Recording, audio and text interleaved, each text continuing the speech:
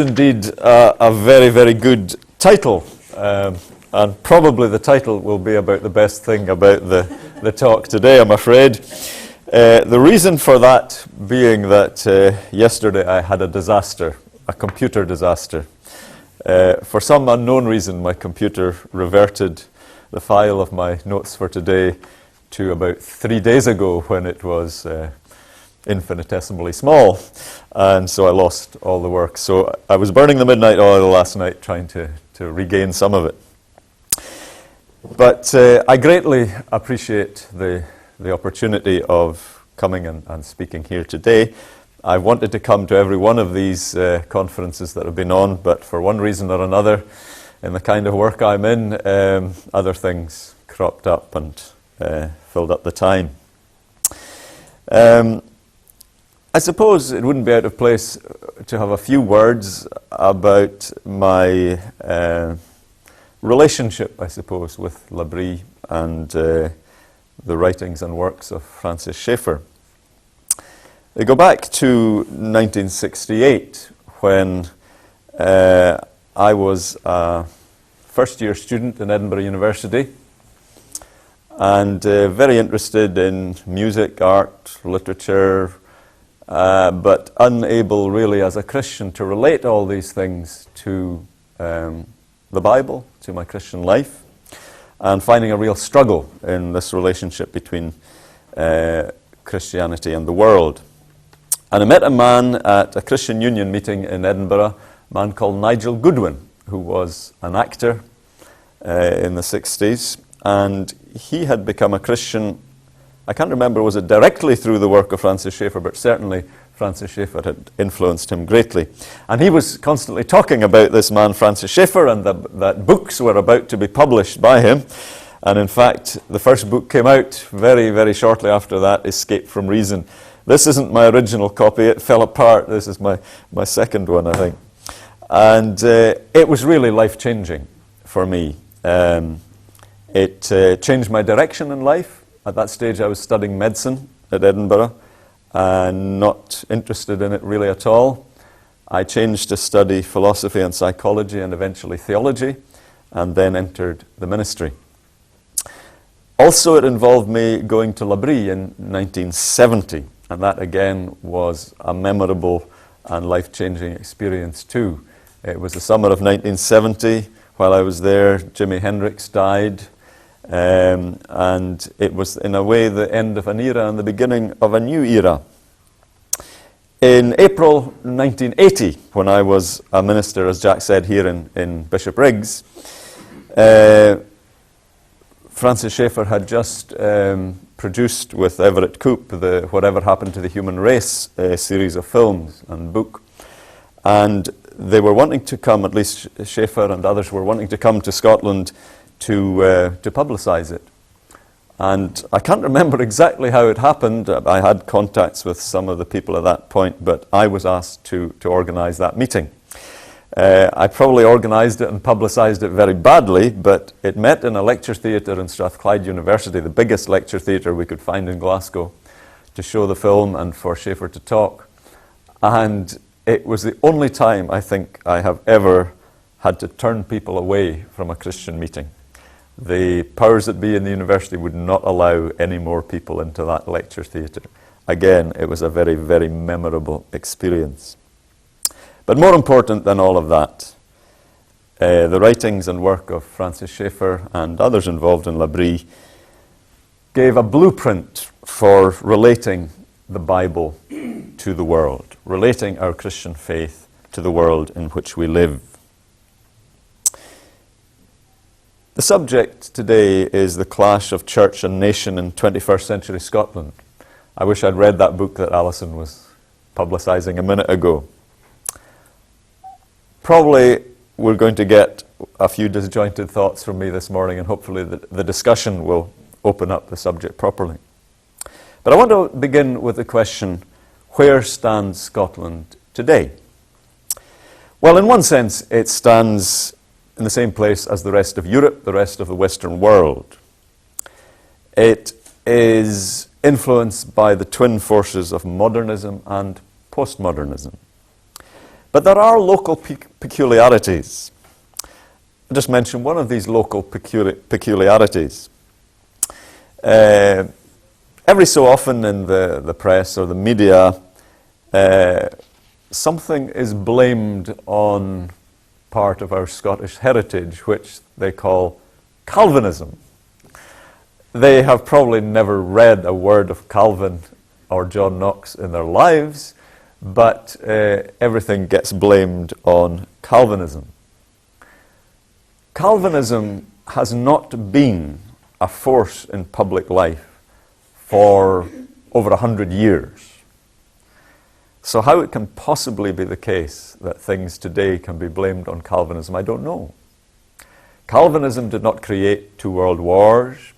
It did not create the inhuman housing schemes.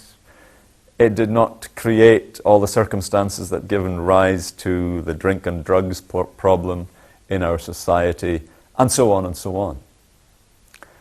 On Thursday of this week, I conducted the funeral of a young man aged 27 called Willie Rayburn from Edinburgh. Willie Rayburn had come from a broken home. He suffered from drink and drug addiction. He was homeless. He had been in and out of prison. He died just last week. In fact, he died on Easter Day morning. And his life and the tragedy that it represents was not produced by Calvinism. It was produced by the effects, the twin effects, of modernism and postmodernism in our world today. I want to speak first a little bit about what we call modernism or modernity. It's generally equated with the scientific point of view, scientific in inverted commas, because science, as probably everybody here knows, modern science, was developed as the result of Christian presuppositions and a Christian worldview. But in the popular mind, science has come to be equated with modernity, with what is rational as opposed to faith. And modernity represents particularly that viewpoint where everything can be explained by human rationality, where everything can be explained in terms of physical laws, where science will provide the answer to everything. With more education, with more science, all the problems will be solved. Now, in Scotland, this view took very civilized forms. It dates back to the Enlightenment. People like Adam Smith, David Hume, and their writings have had huge influence, not just on Scotland, but on the whole history of the world from that point on. But elsewhere, the children of the Enlightenment were more unruly. And in the 20th century, we saw the 2 great expressions of modernity in Marxist Russia and in Nazi Germany. These were the 2 most consistently modernist states, where religion was banished, where Christianity was banished. There's no God, or there's no way of knowing if there is a God. That's one of the prime principles of modernity.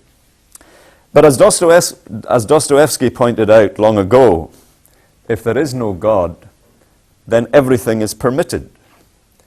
That means the end of absolute right and absolute truth. According to modernity, everything is explicable in natural, physical terms.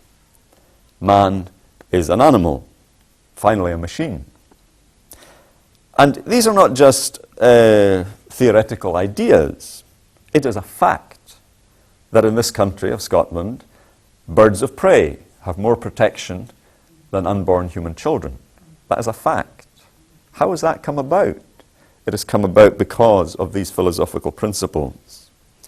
The unborn child is simply called a blob of cells when it's unwanted in some way. If it's wanted, then huge amounts of money may be spent in trying to save its life. But in the end, we're all just blobs of cells. And the principles that have led to the disregard of human life, unborn human life, can easily lead on to a disregard, and have led on to a disregard for human life that is unwanted or unacceptable in some way. Modernism, of course, in some ways ended at Hiroshima. The product of modern science was the bomb. Amazing technical development developed from modern science. And from that point on, people have begun to react more negatively to science and to modernity. There's a famous quotation from a Romanian pastor just very shortly after the 1989 revolution in Romania.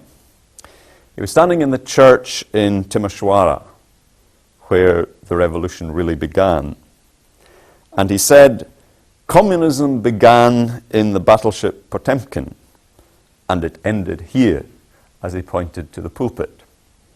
Now, in a certain sense, that was true. Communism began in the battleship Potemkin in the Black Sea. It was the very early beginnings of the communist revolution, not far from where he stood in Romania. And in a certain sense also it was true that communism ended in that pulpit, because from that pulpit was preached doctrines against communism. And although communism as a worldwide force has certainly, if not ended, at least lost its power,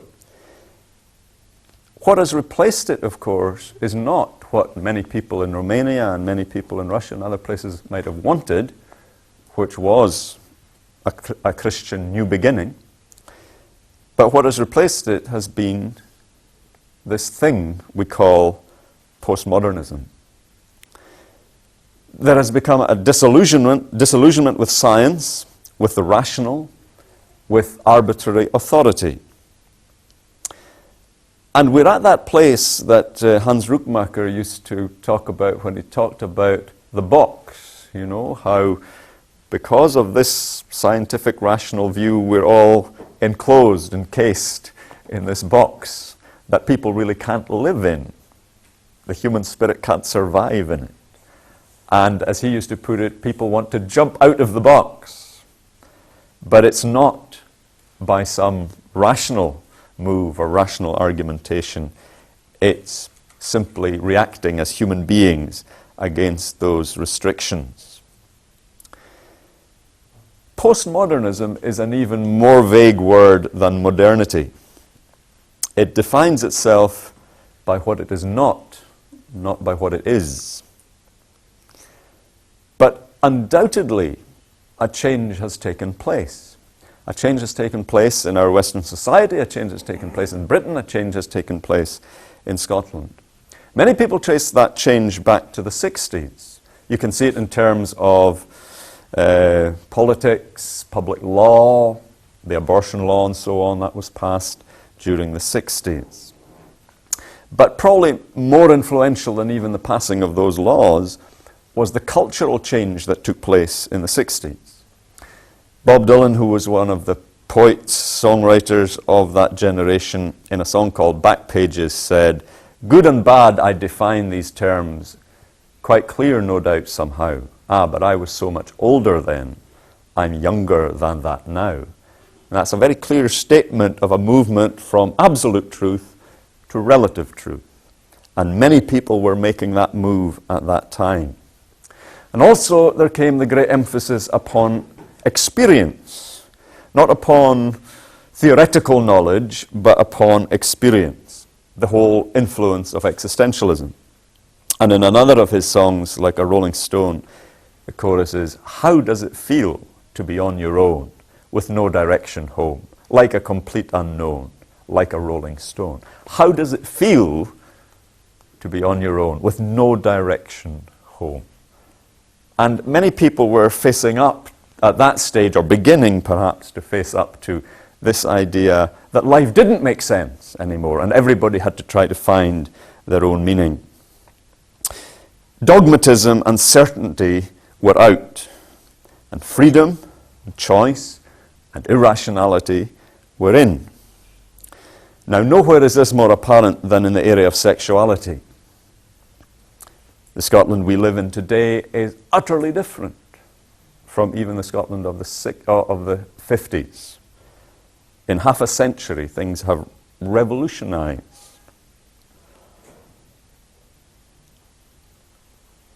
Multiple partners, homosexuality, transsexuality. It's all a question of individual choice, individual experience. There are no rules out there, there are no absolutes that would apply to everyone as human beings. Abortion, that's a question of a woman's choice. In spirituality, anything goes. A little while ago now, the Prince of Wales tried to express his sort of spiritual views in this way. I'm no philosopher, but I can try to explain what I feel spirit to be. It's that sense, that overwhelming experience or awareness of the oneness with the natural world. And beyond that, with the creative force that we call God, which lies at the central point of all. It lies deep in the heart of mankind, as if some primeval memory. It is both pagan and Christian. Now there, he's really striking a chord with what postmodernism is, and particularly with the kind of New Agey sort of end of that spectrum. Salvador Dali, some time before that, expressed again something of this, the development of looking at scientific developments and spirituality, not as opposed things, but as things that could be worked together and meshed together. Salvador Dali, the great artist, said, "The discoveries in quantum physics of the nature of energy, that matter becomes energy, a state of dematerialization.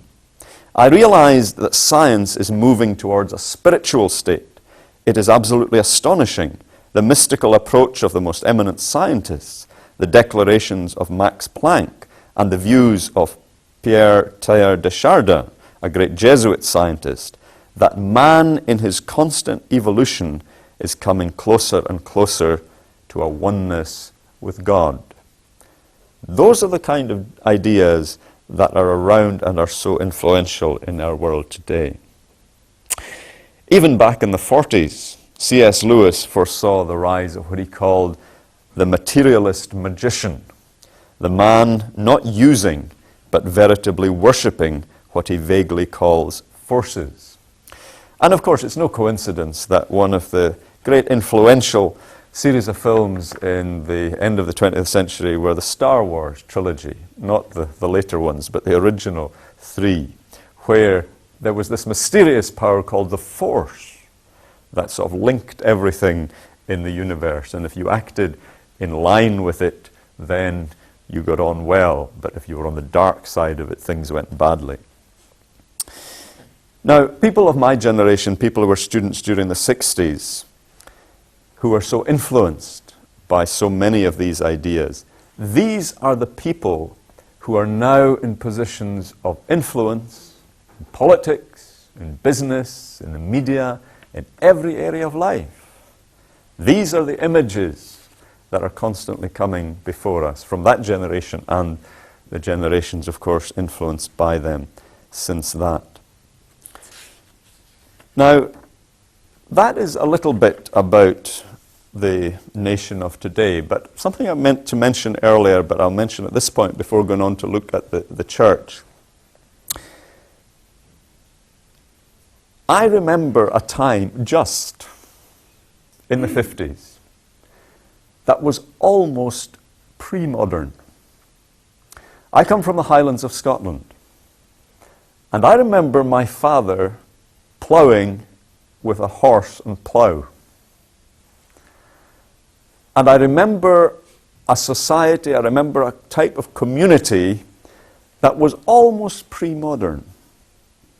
Yes, there was the radio, or wireless as we called it then, and there were motor cars, but generally speaking, these were almost on the periphery of what real life was.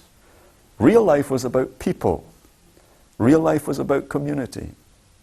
Real life was very much influenced by Christian values, even although people weren't themselves individually Christian. And in the matter of 50 years, things have radically, radically changed. So that now Christians who hold a specifically biblical worldview are in a very small minority in our society. And the Christian viewpoint is very uninfluential in terms of how people live their lives and the standards that they have. Yes, we may be beguiled by various surveys that say, 80% of people believe in God. But when you ask subsequent questions, what kind of God is it they believe in? You'll get a whole range of kind of new agey kind of ideas and not biblical ones. So we live in a totally different world. We live in a society, we live in a nation where these and many other things are the great influences on people's lives. But really, I've been asked today to speak about the clash between church and nation in 21st century Scotland. The clash. What clash, I may ask? It appears at many levels there's a definite silence. I'm reminded of the words in a T.S. Eliot poem about the world ending not with a bang, but with a whimper. It's the sounds of rolling over, of waving white flags, or of the murmuring of discontent. There's probably two areas where the church has gone seriously wrong, or different aspects of or branches of the church have gone seriously wrong.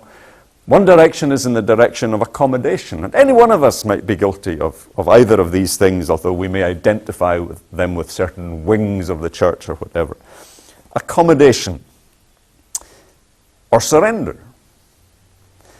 And we may think of this applying particularly to what we might call the sort of mainstream liberal type of Christianity that rules in most of the big churches, where the majorities adopt in some way the thinking of the world around with some kind of Christian icing on it, or some kind of Christian spin given to it. The whole history of liberal theology is that it is a response to and an adoption of the philosophical ideas that were current at these particular times.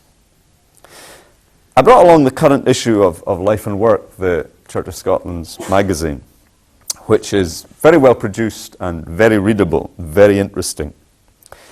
I'm interested particularly in some of the letters in response to Andy McGowan's articles. There's been a lot of response, and it's very interesting to read them. I'm just going to read little excerpts here from one. The worldwide explosion of knowledge and communication in the past 40 years has demanded reassessment of traditional outlooks and understandings in all major world religions. In each of them, there has been a widening polarization of differences in interpretation of religious writings and beliefs. It is inevitable that some worshippers have sought safety in turning back to what they regard as the faith of their fathers, while others courageously open their minds to new awareness as their fathers have done before them in generation after generation. We live in a period when it is neither possible nor desirable for us to be stubbornly dogmatic about doctrine, which in fact has continued to evolve throughout the ages. And later, for Christians, belief in the constant dynamic presence of the Holy Spirit of God leading us into truth, as Jesus himself promised, allows us not only to explore received scripture and tradition with modern insights, but to enjoy new visions and understandings of where God is leading us in a new age. Now, new age has got small letters, not capitals, but That's the kind of reaction that you get from so many people within the mainstream churches to a kind of reasoned, straightforward statement by Andy McGowan of what biblical Christianity is. And these are the powers that so often are dominant in mainstream churches. Again, an area where this is clearly shown is, say, in the area of homosexuality. You know, the Anglican Communion at the moment are really struggling with this. It's going to be a big issue in the Church of Scotland as well. If people try to stand up for what they believe simply the biblical doctrine is saying, then they get called homophobic and all the rest of it, because, generally speaking, the majority, again, have accepted simply the principles of this postmodern world, where it's simply a matter of choice. It's a matter of private choice as to what you're going to be in terms of your sexuality as an individual. Another interesting thing recently, I've been very fascinated by this, is the reaction at all sorts of levels to the Mel Gibson film, The Passion of the Christ, but particularly the reaction from liberal churchmen. It seems to me very, very strange in this supposedly ecumenical age where, you know, Protestants and Catholics are supposed to be getting on so well, that liberal churchmen were falling over themselves, or falling over each other, I should say, to condemn the film.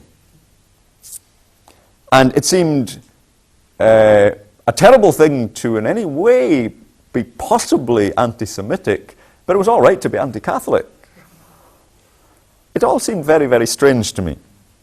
And really, the reason is, and this wasn't just the reason for the reaction from churchmen, but the reaction from so many people in the media, the reason is because, in spite of, yes, some Catholic interpretations and whatever, essentially Gibson was presenting a historical, real presentation, not only of what happened to Christ and how he died and rose again, but the biblical scriptural interpretation of what happened. I think that's what really got up most people's noses. It wasn't really at the end of it that he showed exactly what scourging was. It was that he had flashbacks showing that Christ said, "Greater love has no man than this, than he laid down his life for his friends." Or that the film began with, "By his wounds you are healed." So it's very, very interesting how, when there is anything that comes along that could be interpreted as being slightly encouraging from the Christian point of view, this spirit of accommodation to the world's view, even within the churches, sort of swamps that. But this accommodation is not just true of what we might call the sort of majorities in the mainline churches and so on. It's true of much of what is called, in inverted commas, evangelical Christianity. Because I'm afraid many of us in the evangelical churches or wings of the evangelical wings of churches have become very existentialist and experience-based. And a great amount of irrationality has crept in. And so we have the temptation that our view, our evangelical view, will fit nicely into this pluralistic New Age spirituality. It's just another option. And as long as we keep it like that, people will say, "Well, that's very nice. That's your way of doing it." But of course, that's only one of the great temptations that really prevent us from having a proper constructive clash with the nation. The second is isolation. And probably for many of us, certainly from my own experience, that is the greater temptation, particularly for those coming from an evangelical background. This is particularly the danger for Christians or churches that seek to hold on to essential Christianity, the biblical gospel. Our reaction to the world, our dealing with the nation, it reminds me of the title of a Paul Simon song, "The Sound of Silence." Whether we're saying anything, the world certainly isn't hearing what we're saying. We have so isolated and insulated ourselves from the real world that even when we speak, no one hears us. Now compare this to what we find in the New Testament. When I was out in Peru recently, the subject I was given to speak about preaching in the postmodern world. Because you see, postmodernism and all these influences are not limited to, Europe or any particular area of the world. South America, these influences are there just the same. And I really try to speak about that from a very New Testament biblical point of view, where I spoke about how Jesus preached and evangelized and how the Apostle Paul preached and evangelized. And it is quite astonishing, actually, when you study it, how Jesus really interacted with people and with the different cultures of that time. And he spoke and preached in such a way that no matter what cultural background people came from, he communicated with them. Because he spoke really in very simple, clear terms. He spoke about real things. He spoke about seeds, about aspects of the carpenter's workshop, or whatever it was. It was something people could readily identify with. Or if we think about the Apostle Paul, who was dealing with a very different world as he moved out there into the wider Greek and Roman world. He didn't just stay in the synagogue. He didn't just stay in little Christian home meetings. He spoke in the marketplace in Athens, or in the hall of Tyrannus in Ephesus, where he interacted, where he discussed, where he debated, where he presented what the Christian viewpoint is. So our own book, the Bible, tells us how to do this. We've got to find a way of doing it today. So often our language and our concepts have become meaningless. Now, I don't mean by that we have to abandon what the Bible says. That's the liberal viewpoint. But we have got to find a way of making them meaningful. They have got to be translated. Let me read to you the opening words of this book, Escape from Reason. If a man goes overseas for any length of time, we would expect him to learn the language of the country to which he's going. More than this is needed, however, if he's really to communicate with the people among whom he is living. He must learn another language, that of the thought forms of the people to whom he speaks. Only so will he have real communication with them and to them. So it is with the Christian church. Its responsibility is not only to hold to the basic scriptural principles of the Christian faith, but to communicate these unchanging truths into the generation in which it is living. Now, these opening words sounded a sort of alarm bell as well as a sort of call to arms when we first read them.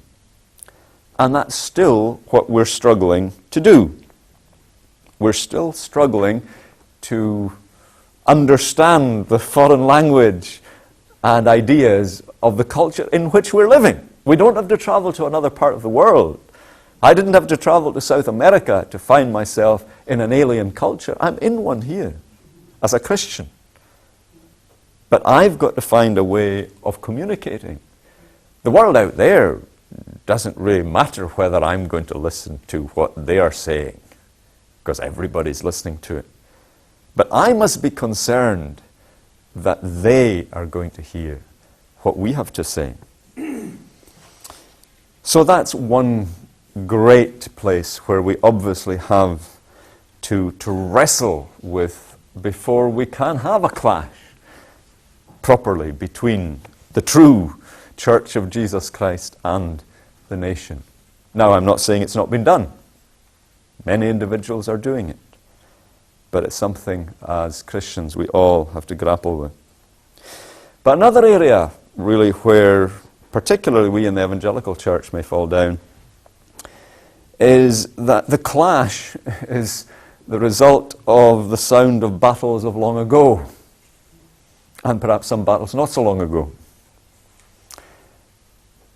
Perhaps sometimes, yes, there is this problem of about people having attitudes of prejudice towards people of other denominations, like Protestant and Catholic and so on. That's something that certainly used to be very apparent here when I was here in the 70s in the west of Scotland. It's perhaps eased a bit now, but these tensions are still there. And you see, they're still there also within the Christian church. And then there's the danger of those who, in their zeal for what they believe to be the biblical gospel, to become heresy hunters and inquisitors, so that if somebody doesn't dot every I or cross every T that they hold to, then that person is sort of ruled out. Now, maybe you haven't been through those kind of things. I certainly hope you haven't. We have in my own denomination in recent times. And it's a very, very destructive thing. And yet so often that's what the world hears. This clash, not between the church and the nation, but between, supposedly, ostensibly, between Christians. Well, I suppose I've said enough to depress you this morning. I want to say a few words to encourage us. What do we do if the world simply will not listen to the Christian message? You know, we preach the gospel every Sunday. We take every opportunity we can have to take radio services, to go into hospitals, to do all sorts of things as ministers, as people in congregations. We write to the newspapers, whatever it is. But the world out there isn't listening.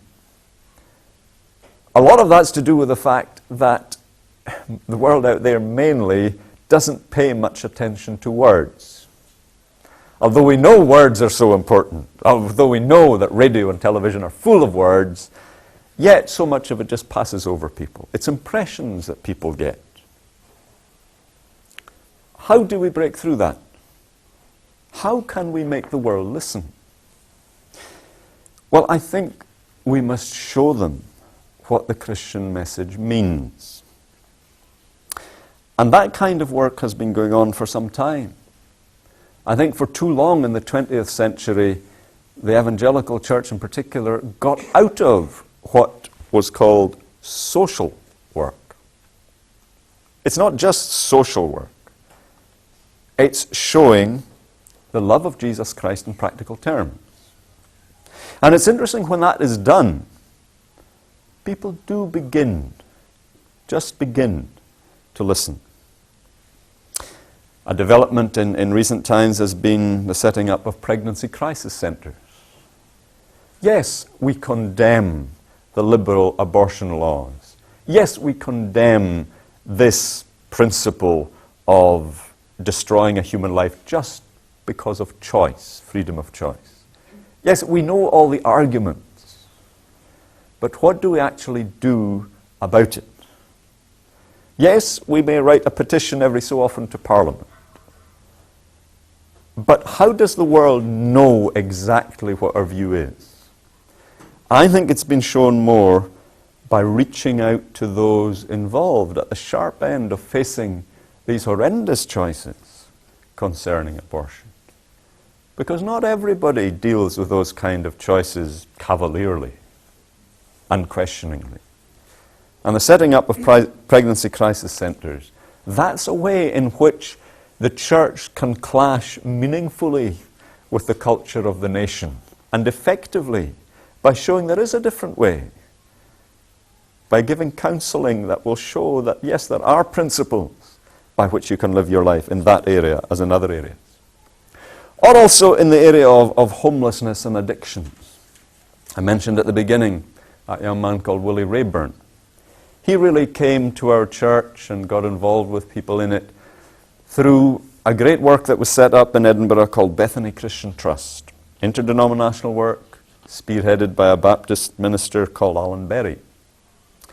And that work has done a tremendous thing in Edinburgh, in that it has shown what Christian love means in very effective, down-to-earth terms.